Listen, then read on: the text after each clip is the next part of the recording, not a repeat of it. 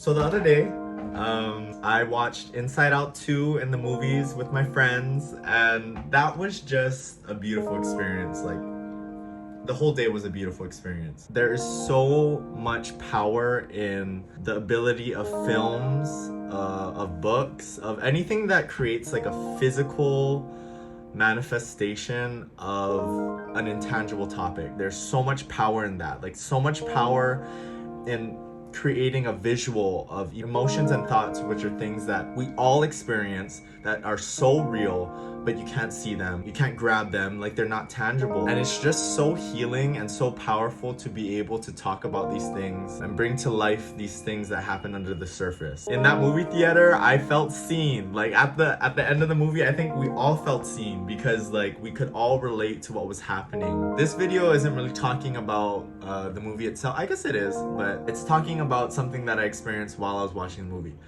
So we're in the movie, it's getting to the end, it's getting to the part where everything, like the whole movie resonated with me, but it's getting to the part where it's just like hitting, like it is resonating, and it is just like evoking so much emotion. And it's just not even like they depicted the main character in her like teenage years, but I'm like, girl, I relate to you now, and I feel like I will relate to you even when I'm like 50, even when I'm like 60. Like, it's just like so relatable to the human experience. It was just hitting at that point, and the emotions started coming and the tears started coming.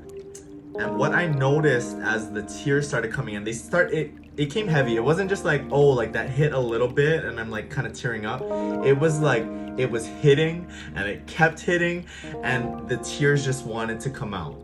And I say wanted because I realized in that moment there was a large resistance within me to crying. I didn't want to make noise, like I didn't want to disrupt the other people watching the movie. I didn't feel comfortable. I didn't want to be judged. A lot of shame was coming up, a lot of awkwardness, but even as that's coming up, like the tears were still coming and streaming down my face. But I was trying so hard to be quiet, to like not make sniffles, not make it obvious that I was crying, because I just didn't want anybody to know that I was crying. Also, I found myself kind of like trying to hear if my other friends are crying to seek approval, and if they were crying, then like, okay, it's safe to like cry. But I didn't feel that safety within myself, that like acceptance within myself to cry. All of my life I felt weird crying, or just like I don't want to make this a big deal. And that was also another thing that was coming up in the movie, was like, I don't want to draw attention. Like I don't want people to like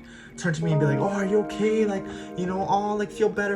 And like, you know, maybe a part of me can work on like accepting that, you know, even if they were to turn to me and console me, and just accepting that and like not feeling like I'm causing drama. I thought because I was gay, like the societal norms about men not being able to cry didn't apply to me, but actually it did. Subconsciously, like I see like other guys not being able to cry. Experiences in my life that have told me that, you know, it's not safe to cry have been stored in my subconscious and in my conscious too. So yeah, after the movie ended, like we're all just talking about our experiences, and come to find out, like all of my friends were crying, and it was okay to cry. It was within me that I had this barrier to like releasing in that way. I know sometimes in life it does not feel safe to cry, and sometimes, you know, you do cry and people do like look at you kind of weird, like literally. So I coach volleyball, and this past season I coached intermediate volleyball, so it was like 8th graders, and we have our last game, or it wasn't supposed to be our last game, but it was our last game. I guess it was meant to be our last game. So semifinals, we're playing an away game, and we just do not play good, and we just like lose. Okay, we go outside, and you know, this is like the last team meeting, because after this season is done. And dude, like I start talking to these girls, you know, that I've formed this like connection to over the season. It's like my first head coaching experience, so like the first time I kind of feel like I'm in the role of like a guardian or like a parent, of like a more like older role, like guiding, versus like an assisting role or like a friend role to these people. And that all just came up in that moment, and I just started talking. And I just started crying, because I was just like expressing how much this season meant to me, and how much I was proud of these girls for how much they worked. And on one side of the group, the girls were crying, you know, like, you know, just getting into it. But the other side of the group had such an uncomfortable reaction to me crying. crying and, you know, experiencing not a welcoming reaction to it, not a loving reaction to it, a kind of like averse reaction, a kind of, you know, maybe even sometimes a judgmental reaction, does trigger fear, does trigger this message within you that tells you that it's not safe to cry. And that's what I was experiencing in that moment of like, I was crying and I was seeing this averse reaction to me crying. I felt weird, I felt shame, I felt awkward, but I was at a point in my life where I was really aware of what was happening, and I was able to tell myself like, it's okay, like give myself comfort, give myself assurance that, you know, it's okay, just cry. But I think when I was younger, maybe similar things happened. Like I cried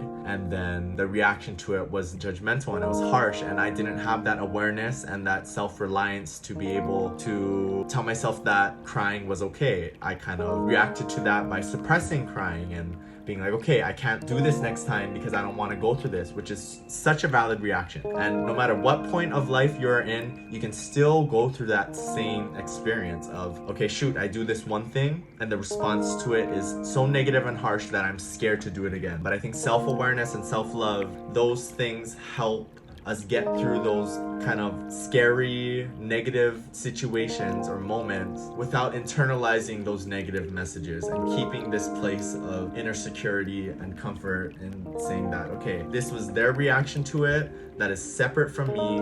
What I did and what I'm going through is my truth, and it is okay. It is okay to cry. It is okay to let go of your physical appearance, because I think that's why, you know, that's where the term ugly crying comes from. Because when you cry, you know, you're not like, you know, you're just like letting it out, and you're not in control of how your face looks. And I think that's scary to a lot of us, you know, like we really try to put on this mask all the time. We always try to control our physical appearance, but when you're crying, you don't have that control. That feels scary. That isn't scary, you know, it feels scary, but we can release that fear by 1, telling ourselves that it's okay to cry, 2, letting yourself cry, and 3, surrounding yourself with people that you know are gonna accept you. We all deserve to cry. We all deserve to feel free when we cry. But like anything in life, that is just work that we have to do, healing that we have to do, and we will eventually get to that point if we make it a point to.